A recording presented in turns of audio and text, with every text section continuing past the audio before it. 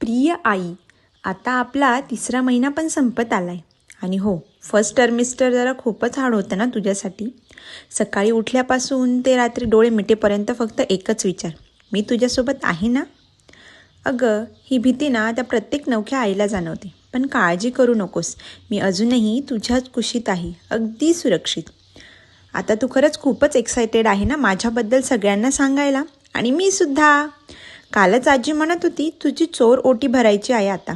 मी ऐकलं, कारण आता मला सगळं ऐकू येतंय. तुझं गाणं, तुझं रोज पोटावर हात ठेवून बोलते ते सर्व श्लोक, आणि तुझा आणि बाबांचा संवादसुद्धा. आई, हा महिना थोडा कठीण गेला ना गं. मळमळ, उलट्या, थकवा आणि कसलीच चवही नव्हती तुला. पण याच महिन्यात मी पूर्ण शरीराचा आकार घेतलाय. खरं तर मी अजून छोटीच आहे, अगदी फणसाच्या बी एवढी.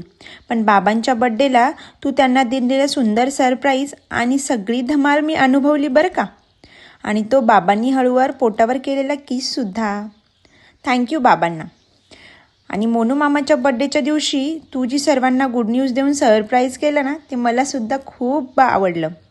राजमामा तर आनंदाने रडायलाच लागला होता. सर्व किती आनंदी झालेत ना गं. आजी आजोबा, मावशी मामा, काका काकी सगळ्यांनाच माझी चाहूल लागली आहे.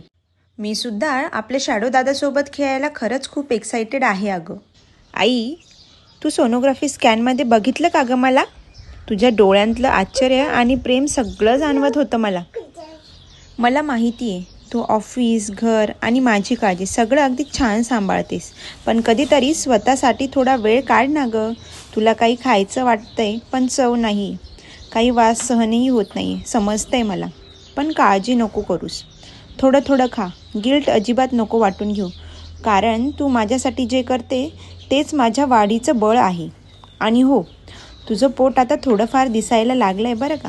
आणि तू पोटावर जेव्हा हात ठेवून लाजतेस ना, तेव्हा खरंच खूप छान दिसतेस. अगं मम्मा, माझी गोड गोड मम्मा. पुन्हा पत्र लिहीनच. भेटूयात पुढच्या महिन्यात. तुझंच लाडकं बाळ.